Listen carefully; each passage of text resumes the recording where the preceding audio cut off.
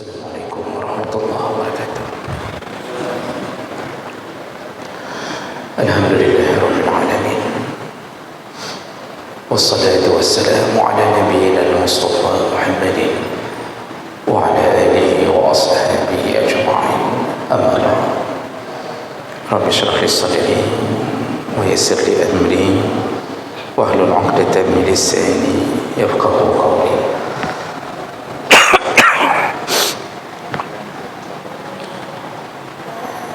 Segala puji bagi Allah. Kemudian salawat dan salam kepada Rasulullah, pada keluarga dan seluruh sahabat-sahabatnya. Bapak Ibu jamaah salat maghrib dan isya yang Allah muliakan, insyaallah kita masih membahas seputar kasih sayang orang tua pada anaknya, dan kita sudah bahas beberapa hadis yang sudah kita bahas, yaitu mereka yang diberikan anak-anak perempuan lalu membesarkannya dengan kasih sayang, memeliharanya sampai dia benar-benar menjadi salihah, maka orang tuanya dijamin mendapatkan surga Allah Subhanahu wa taala. Juga kita sudah bahas di antara kasih sayang orang tua pada anaknya, yaitu sunnah hukumnya mencium anak. Sunnah hukumnya mencium anak, baik anak laki-laki maupun anak perempuan. Rasulullah mengatakan, man la yarham la yurham. Siapa yang tidak sayang pada anak, maka tidak akan disayang oleh anak. Dan itu terbukti dalam banyak kehidupan kita. Orang tua yang tidak sayang pada anak, nanti waktu tuanya dia tidak disayang oleh anaknya. Dan salah satu cara menyayangi anak yaitu mengamalkan sunnah Nabi mencium anak. Kita selama ini mungkin mencium anak hanya di waktu umur balita, padahal Nabi ketika Fatimah sudah menikah pun, saat Fatimah datang ke rumah Rasulullah ayahnya, Rasulullah tetap mencium di kening Fatimah, menunjukkan kasih sayang Rasulullah pada anaknya. Nah, jadi ciuman itu mengalirkan rasa simpati, rasa hormat, rasa rindu dan kasih sayang anak pada orang tua. Jadi jangan sampai terlalu kaku hidup dalam rumah tangga. Sebenarnya bukan anak saja disuruh cium, istri pun disuruh cium. Cumanya anak payah ada pegang, dan anak payah tayu. Yang perlu disuruh apa? Anak. Rasulullah saking sayangnya pada istri, habis wudu pun sempat-sempatnya mencium istri. Habis wudu sempat-sempatnya mencium istri.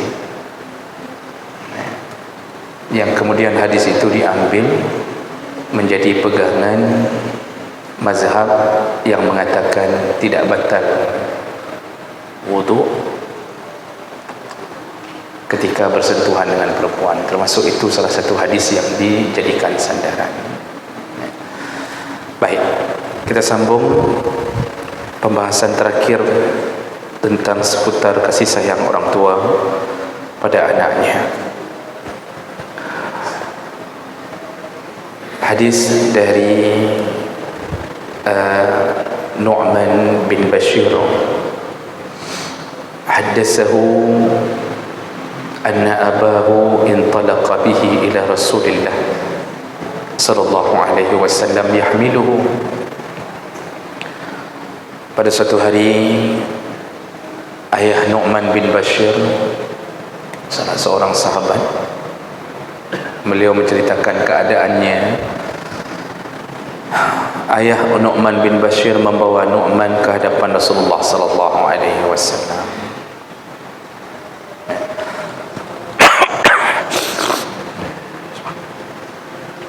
Jadi diajak menemui Rasulullah. Faqala, lalu ayah Nu'man bin Bashir berkata di hadapan Nabi, ya Rasulullah, inni ushhiduka anni qad nahaltu an-Nu'man kaza wa kaza. Ya Rasulullah, aku bersaksi dan memohon kesaksianmu. Maksudnya,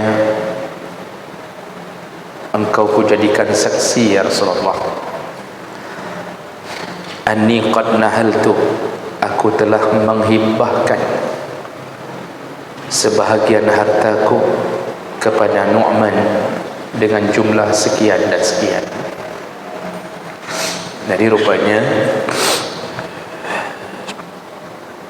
ayah Nu'man membawa Nu'man bin Bashir ke hadapan Nabi, ingin Nabi menjadi saksi bahawa dia sebagai bukti kasih sayangnya pada anaknya Nu'man, dia menghibahkan sebahagian harta kepada anaknya Nu'man. Faqal, lalu Rasulullah menjawab, akulla waladika nahalta, apakah semua anakmu yang lain engkau hibahkan juga? Maksudnya seperti engkau hibahkan pada Nu'man, anakmu yang lain dapat juga? Tanya Rasulullah. Qala, ayah Nu'man bin Bashir menjawab, la, yang lain tidak ya Rasulullah. Maksudnya beliau hanya menghibahkan harta pada Nu'man. Artinya beliau lebih menyayangi Nu'man dibanding yang lain. Lalu Rasulullah menjawab, qal fa ashhid ghairi, kalau begitu carilah saksi lain, jangan jadikan aku sebagai saksi. Cari yang lain aja, jangan jadikan aku sebagai saksi. Summa qal, lalu kemudian ditanya oleh ayah Nu'man bin Bashir, alaysa yasurruka an yakunu fil birri sawa'an? Qala bala. Qala fala izan. Ini Rasulullah yang bertanya, apakah engkau tidak ingin kalau anakmu ketika berbakti kepadamu, semua mereka berbakti dengan bakti yang sama? Kata ayah ini, tentu ya Rasulullah.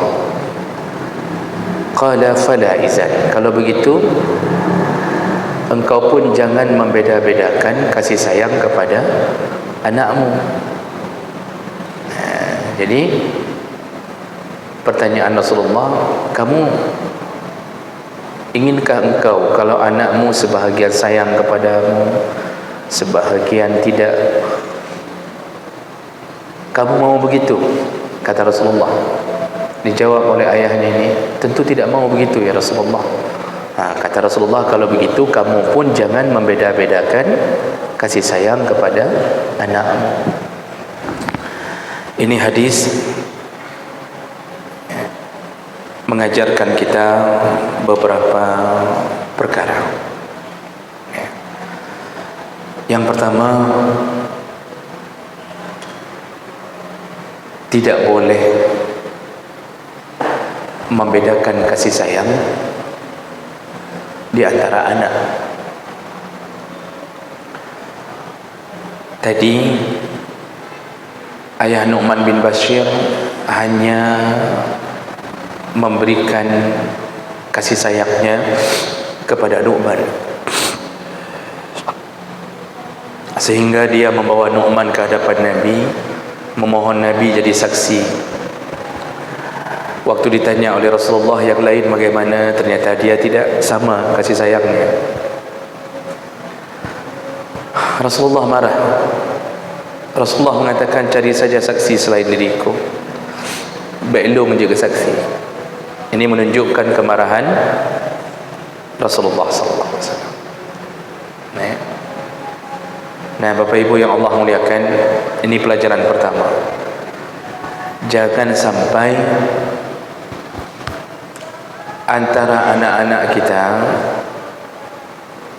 berbeda kasih sayang, karena itu akan menimbulkan permasalahan di antara anak. Sudah cukup Allah memberi pelajaran dari kisah Yusuf alaihissalam yang terlalu disayang oleh ayahnya Yakub, sehingga Yakub lupa anaknya ada 12 orang, tapi dia terlalu menampakkan kasih sayangnya kepada Yusuf dan saudaranya Bunyamin. Akibatnya apa yang terjadi? Abang-abang Yusuf cemburu dan dilampiaskanlah kemarahan terhadap ayahnya. Mereka marah terhadap ayahnya, sehingga mereka menyebutkan, inna abana lafi dhalalin kabir. Ayah kita itu tersesat, betul-betul tersesat.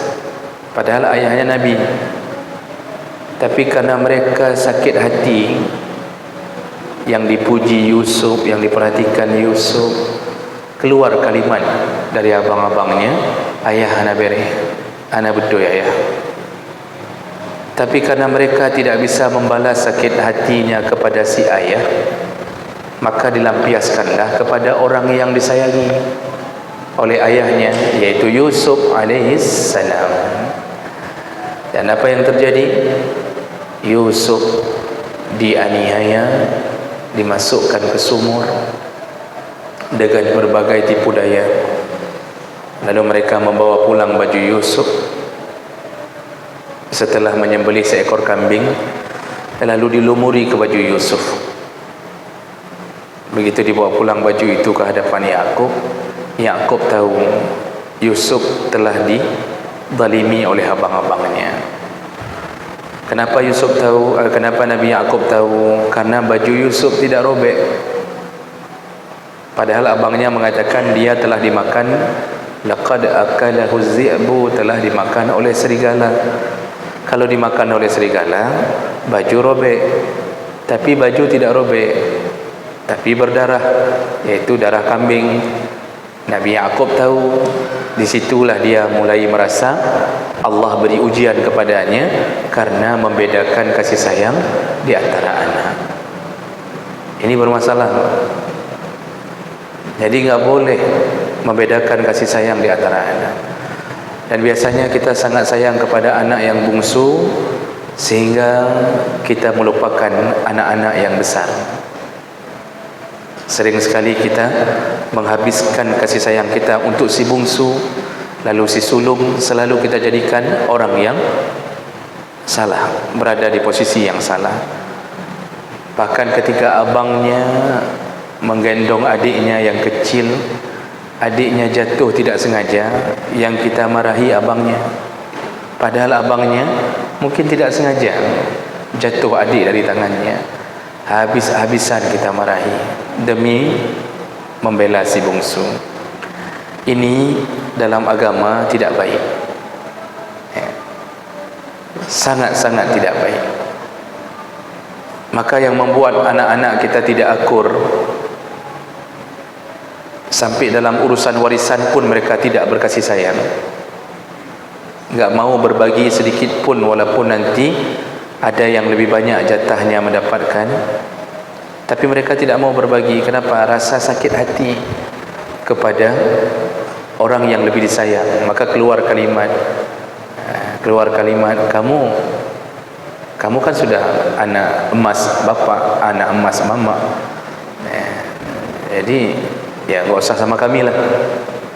Padahal dia baik, tapi gara-gara dia dijadikan sebagai orang yang paling dikasihi, abang-abangnya marah semua kepadanya. Dan ini paling banyak terjadi. Jadi kalau seandainya ingin menyayangi, sayangilah semuanya.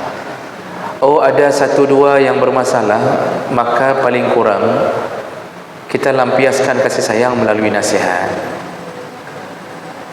Yang sifatnya sampai melaknat, membenci, kalau bisa ke anak jangan. Karena doa orang tua itu tidak terhijab. Ada 3 orang yang tidak terhijab doanya. Salah satunya adalah doaul walid liwaladihi, doa orang tua terhadap anak. Kita ketika melaknat anak, itu kadang-kadang anak kita menjadi orang seperti yang kita laknat. Ini kesalahan kita sendiri sebenarnya. Tapi kalau banyak-banyak mendoakan anak, seandainya pun Allah memberi ujian, paling kurang ujian itu untuk menambah pahala kita. Tapi anak yang kita doakan itu insya-Allah ujung-ujungnya akan balik kepada yang kita inginkan. Ini pelajaran pertama, yaitu hendaknya jangan membedakan kasih sayang di antara anak-anak, baik perempuan, laki-laki, paling besar, paling kecil, jangan dibedakan. Pelajaran kedua dari hadis ini, wujubul adl minal ab baina abnaihi fil atiyah. Wajib adil kalau ingin memberi hibah atau memberi sesuatu pada anak-anak. Wajib adil. Anak kita 5 orang, kita ingin hibah, karena dalam hukum hibah kita boleh berikan kepada siapapun yang kita suka. Kita bisa hibahkan ke istri, istri bisa hibahkan ke suami, orang tua bisa hibahkan ke anak, anak bisa hibah ke orang tua. Kita mau hibah ke panti asuhan, mau hibah, itu total kuasa dari orang yang memberi hibah. Dia boleh berikan kepada siapapun. Namun orang yang boleh menarik kembali hibahnya adalah hibah orang tua kepada anaknya. Satu-satunya orang yang boleh menarik kembali hibahnya adalah hibah orang tua pada anaknya. Jadi ketika dilihat anak mulai tanda-tanda durhaka, orang tua mengatakan, rumah yang ayah beri dulu, ayah tarik balik. Dibolehkan. Satu-satunya menarik hibah yang dibolehkan. Selain itu tidak boleh. Kalau ada orang yang tidak menang dalam pemilihan pilkada, sudah memberi permadani ke masjid, waktu kampanye dia kasih, setelah tidak terpilih dia tarik balik, apa kata Rasulullah? Seperti anjing yang mengeluarkan liur lalu menjilatnya kembali. Air liur sudah jatuh, dijilatnya kembali. Itulah orang yang menarik hibah. Sudah beri, tarik lagi. Jadi ibaratnya seperti anjing. Jadi Rasulullah jarang memberi ibarat seperti anjing. Tapi dalam urusan itu, karena buruk sekali perilaku orang yang sudah memberi lalu tarik balik, maka diibaratkan seperti anjing. Sering terjadi, kasih kain sarung bagi-bagi, begitu tidak menang di kampung itu, ditariknya lagi kain sarung.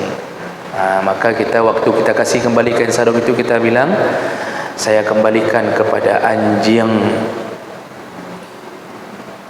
karena Rasulullah menyebutnya anjing.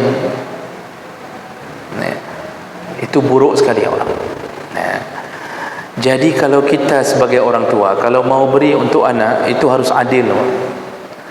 Kalau satu orang anak dapat satu pintu toko, misal kita punya banyak harta, ada 5 pintu toko, kalau kita ingin beri kepada satu orang satu pintu, bukan pintunya saja, toko-tokonya maksudnya, satu pintu toko, maka yang lain pun harus dapat dengan jumlah dan harga yang sama.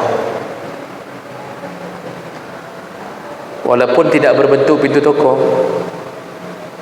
Berapa sebuah kedainya? Satu toko itu harganya 300 juta, maka anak yang lain pun harus dapat 300 juta. Dan bukan makruh, haram, khusus masalah tidak adil pada anak, haram. Kalau seandainya Rasulullah meridainya, tentu Rasulullah tidak akan mengatakan kami tahu orang lain mentang menjaga saksi. Ini maksud Rasulullah, dia marah. Masa cuma Nu'man yang diberikan oleh ayahnya? Marahnya Rasulullah menunjukkan haramnya perbuatan tersebut. Di sebahagian daerah di Aceh ada yang model memberi rumah kepada anak perempuan dengan alasan nanti anak perempuan ni mungkin kalau dia tidak kahwin, dia ada tempat tinggal, macam-macam alasan. Dalam hukum agama itu tidak dibolehkan.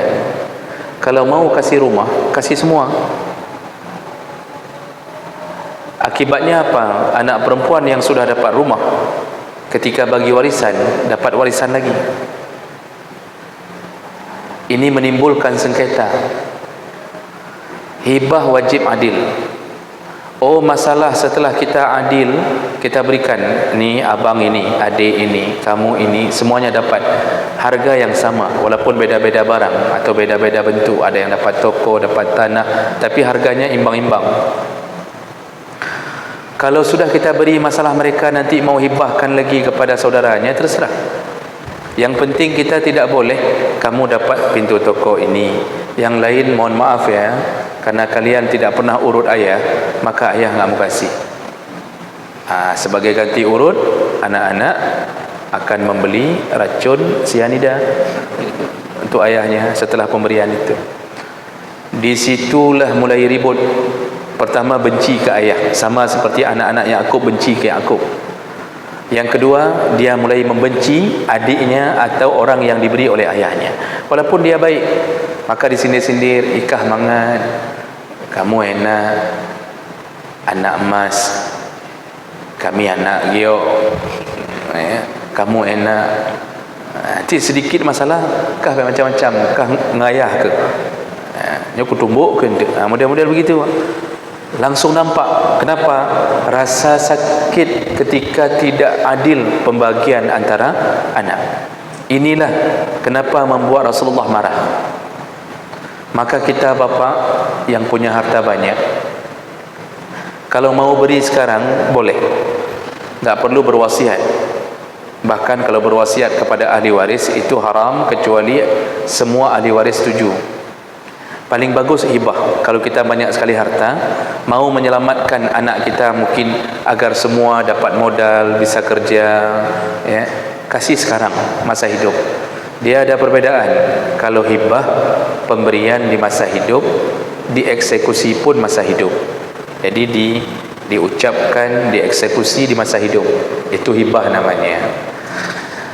Hibah itu dimiliki sempurna. Jadi seperti memindahkan hak milik, itu hibah. Kalau wasiat diucapkan di masa hidup, dieksekusi ketika meninggal, itu wasiat namanya. Dan wasiat tidak boleh diwasiatkan kepada ahli waris kalau berbentuk harta. Kata Rasulullah, la wasiyata li waris, tidak boleh berwasiat kepada ahli waris. Jadi enggak boleh mengatakan kalau ayah meninggal, rumah ini untuk adikmu yang paling kecil, enggak boleh. Kecuali satu syarat, disetujui oleh semua ahli waris yang lain. Kalau ada satu ahli waris mengatakan, oh hanjut ayah lagi ni, hanjut, enggak boleh ayah mengatakan, kah cik anak sayang kado ke? Tak boleh.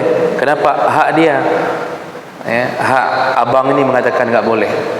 Kita tak boleh benci ke abang ini, kita yang salah. Karena pada dasarnya hukum berwasiat ke ahli waris tak boleh, haram, kecuali disetujui. Masalahnya ada yang tak setuju. Yang tak setuju itu bukan bermakna buruk akhlaknya, itu hak dia untuk menjawab tak setuju. Satu saja tidak setuju, batal wasiat untuk ahli waris. Kalaupun disetujui, itu jumlah yang boleh diwasiatkan hanya sepertiga dari jumlah harta. Kalau ada harta 90 juta, yang boleh dijadikan harta wasiat maksimal 30 juta saja, tidak boleh lebih. Walaupun di mulut si ayah tolong berikan 50 juta untuk adik paling kecil, itu batal wasiat, itu dipotong, dipangkas batasan maksimal, hanya boleh 30 juta saja. Nah, itu wasiat diucapkan sebelum meninggal, eksekusinya setelah meninggal. Lalu pembagian harta yang berikutnya bernama warisan. Nah, warisan itu semua urusan setelah meninggal, dan itu berdasarkan hukum Allah. Nah, yang mau diingatkan dalam hadis ini, kalau mau memberi sesuatu pada anak supaya tidak ribut dan jangan timbul kebencian, berikan dengan adil. Maksud adil, sama rata, kecuali pada perkara tertentu. Itu disesuaikan dengan kebutuhan. Contoh, kita mau berikan motor Honda, kalau kata orang Aceh, merek Yamaha. Kita mau berikan Honda merek Yamaha kepada anak-anak kita. Anak ada 5 orang. Si yang paling kecil cacat, dia tidak butuh Honda. Maka si ayah bilang, yang lain semua dapat Honda, ayah berikan Honda satu-satu. Motor semuanya dapat. Adikmu yang cacat tu, ayah akan berikan dia 2 kali harga 2 kali motor. Itu boleh. Kenapa? Karena dia adil bagi dia, di saat lebih banyak itu adil bagi dia. Yang lain abang-abangnya sudah PNS, dia tidak akan pernah menjadi PNS seumur hidupnya. Maka ayah hanya ingin menghibahkan 2 kali lipat kepada si cacat atau idiot atau autis atau apa saja, boleh, itu adil. Atau yang lain kaya semuanya, satu miskin, diberikan lebih kepada miskin, itu adil. Malah kalau diberikan sama rata malah nggak adil. Yang penting adil itu perasaan cocok mengatakan ini adil, itu wajib dalam hibah. Kalau tidak, maka berdasarkan kemarahan Nabi, orang ini telah berdosa. Di ujung hadis tadi, pelajaran berikutnya, Nabi SAW menyebutkan akibat. Kalau engkau, katanya kepada ayah Nu'man bin Bashir, kalau engkau tidak ingin anak-anakmu membedakan kasih sayang untukmu, maka jangan bedakan kasih sayang untuk mereka. Ini di ujung hadis tadi. Ini menunjukkan apa? Efek. Kalau kita berlaku tidak adil pada anak-anak, memberikan dengan cara yang berbeza-beza, anak kita nanti juga akan memperlakukan kita dengan perkara yang sama. Anak yang kita berikan hibah dengan jumlah yang banyak, mungkin dia sayang sama kita. Dia selalu mengatakan ayah, ayah, hana orang lain, ayahlah, ayahlah. Waktu dia pergi ke Medan, macam-macam dia bawa pulang. Bika Ambon dia bawa pulang, Kak Zulaikha dia bawa pulang, dia kasih untuk ayahnya, dibeli macam model dibeli. Tapi nanti yang lain tu, yang tidak pernah dapat hibah, pergi ke Medan, tidak akan teringat sedikit pun pada ayahnya. Dalam hati mereka, apa dapur, enggak usah bawa pulang, dia aja enggak teringat pun sama kita. Itu mulai terbaca. Waktu sakit, yang merawat kita yang dapat hibah saja, yang lain tidak mau rawat. Itu akibat. Nabi telah mengatakan, kalau engkau tidak ingin dibedakan oleh anakmu, jangan beda-bedakan anakmu. Jadi disuruh adil dalam pembagian hibah. Itu kalau untuk anak. Kalau untuk orang lain enggak wajib adil, Pak. Kalau untuk selain anak, itu enggak wajib adil. Bapak mau kasih ke panti asuhan 30 juta, lalu mau kasih ke janda 50 juta, terserah bapak. Terserah. Oh, isteri 30 juta, isteri kedua 31 juta, isteri ketiga 31,5 juta. Terserah bapa. Enggak wajib adil kalau urusan itu, karena yang wajib adil pada isteri nafkah, bukan hibah. Tapi pada anak efeknya panjang. Efeknya panjang. Oh, kalau isteri berefek juga, betul, tapi enggak ada hibah pun isteri memang berefek. Isteri enggak kita hibah-hibahkan pun, tak kahwin dua mentang ni akan berefek. Enggak usah bicara masalah hibah, kahwin dua mentang ni habis tu Pak. Dengan dia apa-apa kita hidup itu. Itu pasti ujungnya di sana enggak diterima, di sini enggak diterima. Kita pergi ke rumah isteri kedua, tidur di menasah di kampung isteri kedua. Berbalik lagi ke isteri pertama, tidur di menasah di kampung isteri sendiri. Itu akibat. Jadi enggak perlu bicara masalah hibah kalau masalah isteri, tapi anak tetap wajib adil. Kalau beli baju hari raya, beli semuanya. Artinya oh sudah ada yang satu duluan dibeli, yang usah beli lagi. Berarti kalau kita beli dua kali malah tidak adil. Yang penting adil itu harus ada dalam pembagian anak. Pelajaran terakhir yaitu dari bahasa Rasulullah. Rasulullah tidak mau menjadi saksi, menunjukkan haramnya al-i'anah ala ma'siyah, haramnya mendukung kemaksiatan. Ini Rasulullah tegas. Begitu tahu ini pelajaran, ini maksiat, ini maksiat ni tidak adil pada anak. Waktu ditanya sama Rasulullah, anak lain dapat seperti engkau berikan pada Nu'man. Kata ayahnya enggak dapat. Kalau begitu cari saksi lain, jangan saya jadi saksi. Rasulullah tegas ingin menolak maksiat itu, maka dia tidak mendukungnya. Oleh karena itu pelajaran bagi kita, jangan dukung maksiat dari hal-hal yang sederhana. Kalau maksiat kapanpun dimanapun Pak, jangan dibela. Kalau kita punya pemimpin ahli maksiat, walaupun di satu sisi disuruh taat, tapi kalau sudah zalim, jangan dukung maksiatnya. Jangan dukung maksiat. Sampai ke urusan-urusan terbesar, pemilihan umum, sudah tahu yang akan kita pilih itu ahli maksiat, kita ikut pilih, itu termasuk mendukung maksiat. Maka semua dosa dia setelah terpilih akan dialirkan kepada tim sesnya. Rasulullah mengatakan dalam hadis, termasuk 3 orang yang tidak akan dilihat Allah di hari kiamat dan tidak dirahmati dan akan mendapatkan azab yang pedih, yaitu orang-orang yang membaiat pemimpin kalau dia dapat manfaat. Jadi dikasih janji kahana proyek, kamu jadi kepala dinas, kamu jadi ini, dia pilih. Kalau dia enggak ada manfaat, dia tidak pilih. Ini tim ses ini yang hanya berazaskan manfaat. Mereka semua termasuk golongan di hari kiamat yang tidak akan dirahmati oleh Allah, disiapkan azab yang pedih bagi mereka. Jadi apapun bentuk maksiat tidak boleh didukung. Baik, biar ada waktu sedikit, sekitar 5 menit saja. 5 menit. Ada yang ingin ditanyakan? Ini saya berhenti cepat sedikit.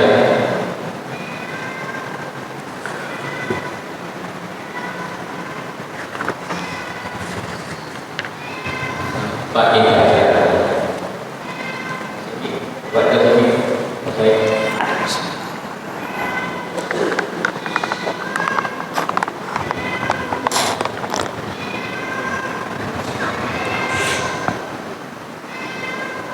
Assalamualaikum warahmatullahi wabarakatuh. Waalaikumsalam warahmatullahi wabarakatuh.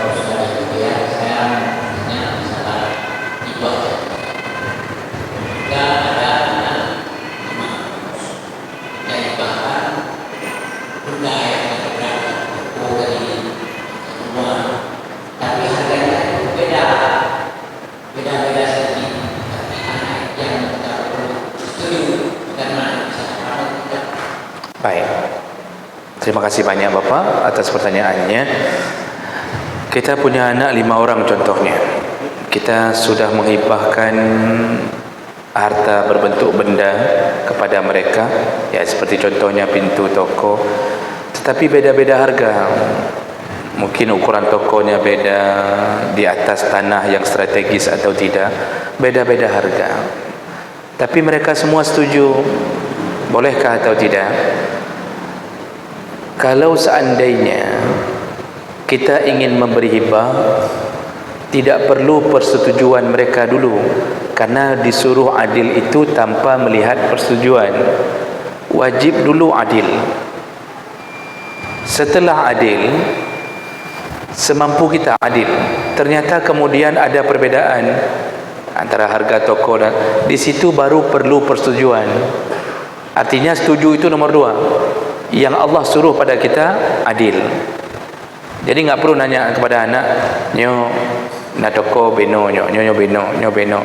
Setuju? Kalau setuju ayah kasih, kalau nggak setuju ya udah nggak satu pun nggak ayah kasih. Terpaksa setujulah daripada nggak dapat apa-apa. Daripada zong anak merepuk sapu kan terpaksa setuju. Masa ayah mengatakan nyohang setujunya anak mentira pergi merepuk, akhirnya sepuakah setuju. Tapi dalam hati mengkereng-kereng, terkerat-kerat di dalam hati, Pak. Kayak mana mau kita bilang lagi ya? Jadi berarti itu ujungnya sebenarnya nggak setuju, namun terpaksa setuju. Bapak, atas nama harta tetap kita bermain di dalam hati, walaupun cuma beda 1 juta, tetap anak mengadil. Makanya yang penting adil. Setuju itu nomor 2 nanti. Bagi kita Allah suruh adalah semampu mungkin untuk berlaku adil. Baik, demikian. InsyaAllah kita bertemu kembali di dalam pertemuan yang lain. Subhanakallahumma bihamdik, asyhadu an la ilaha illa anta, astaghfiruka wa atubu ilaik. Wassalamualaikum warahmatullahi wabarakatuh. Baik, terima kasih.